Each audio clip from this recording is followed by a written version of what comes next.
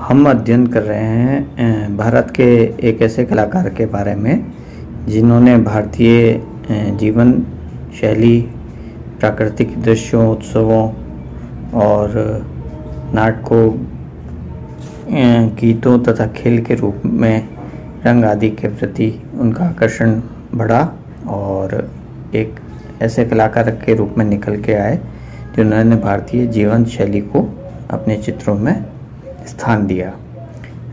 उनका नाम है कांटीगिरी कृष्ण हेब्बर, जिनको हम के हेब्बर के नाम से जानते हैं। और 1912 में उनका कर्नाटक के छोटे से गांव कांटीगिरी में जन्म हुआ था। इसी वजह से गांव का नाम वहां की संस्कृति में पहले आता है और कांटीगिरी कृष्ण हेब्बर उनका नाम है।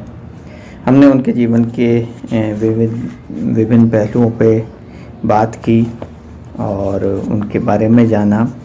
आज हम उनके प्रमुख चित्र और उनके विषय के बारे में बात करते हैं कि हेब्बर ने अपने चित्रों के विषय में ग्रामीण एवं शहरी सामान्य जनजीवन की विभिन्न घटनाओं को चुना। उन्होंने गांव के जीवन से संबंधित दृश्यों को अपनी सशक्त रेखाओं द्वारा अंकित किया। जैसा अभी शुरुआत में ही मैंने बताया कि उन्होंने भारतीय जीवन शैली को अपने चित्रों में उतारा और उस समय की जो स्थिति थी ग्रामीण और शहरी सामान्य जनजीवन की, उनको वो चित्रों में रेखांकित करते गए। मुंबई में रहते हुए भी उन्होंने मजदूर, मछुआरे, फल बेचने वाले, झुग्गी झोपड़ियों में रहने वाले श्रमिक वर्गों को अपने चित्रों के विषय के रूप में चुना। विभिन्न विषयों पर बनाए गए उनके प्रमुख चित्रों के विषयों में प्रवाह, पर्वतधारा, अंतरिक्ष, अज्ञात की ओर, खोज, संगीत, अन्वेषण, होली, दीपावली, अजंता, कार्ला गुफाएं, मुर्गों की लड़ाई जो कि काफ़ी प्रसिद्ध चित्र है उनका, माँ बेटा, श्रमिक, मवेशी हाट, धूप, दीपित पनघट, मयूर, यमुना पार, सांझ, नगर जीवन, सुनहरा और लाल, मंच पर जाड़े की रात, विवाहोत्सव, गोवर्धन, आकाश पर इंद्रा को नमन, ब्राह्मण, श्रद्धा, मुर्गे वाला, साधु एवं हाट बाजार इत्यादि है। इन चित्रों के विषयों को देख के ही हमें उनके जो भाव हैं वो नज़र आ जाते हैं। ज़्यादातर जन सामान्य से जुड़े विषय हैं और उस समय की जीवन शैली को प्रकट करने वाले चित्र हैं। मुर्गों की लड़ाई जो उनका काफ़ी प्रसिद्ध चित्र है, ये उनकी जो नवीन प्रयोगवादी शैली है उसको प्रस्तुत करता है और इसमें एक मुर्गे ने दूसरे मुर्गे को घायल कर दिया है, ऐसा चित्र किया गया है और काफ़ी रक्त बह रहा है और उसके कुछ पंख भी टूट गए हैं। हल्के रंगों से बने मुर्गों के पीछे कलाकार की लड़ाई देखते हुए मनुष्यों के समूह को गहरे रंगों एवं रेखाओं में अंकित किया गया है।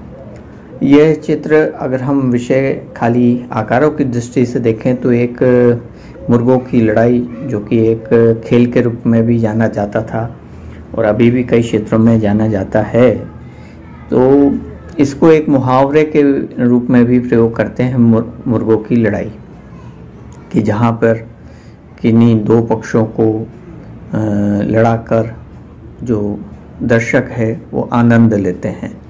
और कई बार ये मुर्गों की लड़ाई भी ऐसी होती है जो समय के हिसाब से उस क्षण के बाद में वापस एक साथ होकर और बातचीत आरंभ हो जाती है। व्यवहारिक जीवन में अगर हम इनको सामाजिक और व्यवहारिक जीवन के रूप में देखते हैं तो ये एक प्रकार का व्यंग्य भी है जो हमारी जीवन शैली, जीवन जीने के तरीकों और हमारी उपवास को दर्शाता है।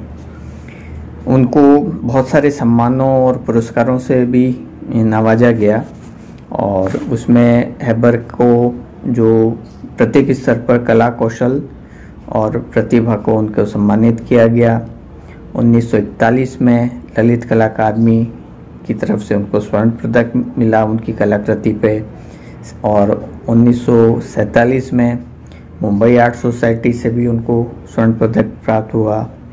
ललित कला अकादमी ने उनकी कलाकृतियों को पुरस्कार किया लगभग 3 बार और राष्ट्रीय पुरस्कार से सम्मानित किया गया।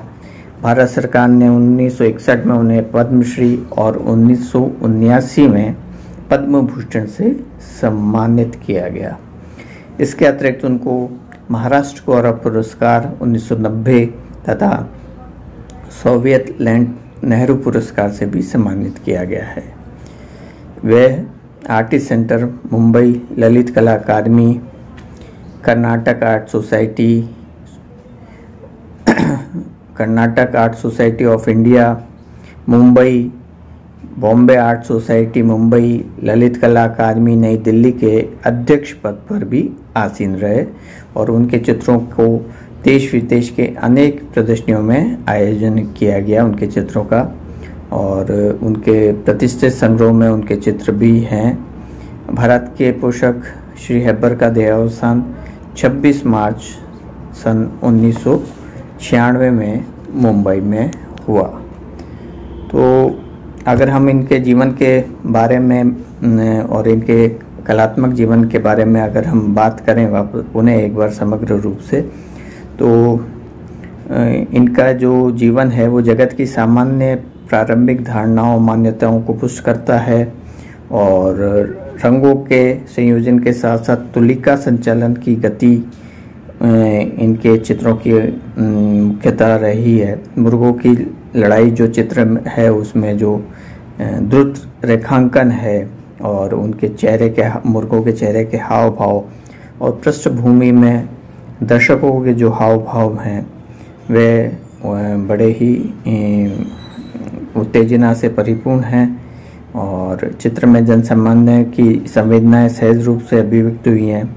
उनका कहना था कि भारतीय कला किसी से भी पीछे नहीं है, किसी भी कला से पीछे नहीं है और आज वह उसी स्तर पर है जिस पर पश्चिमी कला। उन्होंने हमारे कलाकारों की कृतियाँ विदेशी कलाकारों की कृतियों से कहीं कम नहीं है और उनकी यह आत्मविश्वास पूर्वक की गई घोषणा उनकी कला प्रतिभा, सतत श्रम, साधना और अनुचित चित्रण के द्वारा पूर्णतः परिपुष्ट होती है। तो आज हमने के हैबर के जीवन से जुड़ी घटनाएं के बारे में पढ़ा और आने वाले लेक्चर में हम किसी और कलाकार के बारे में अध्ययन करेंगे। धन्यवाद।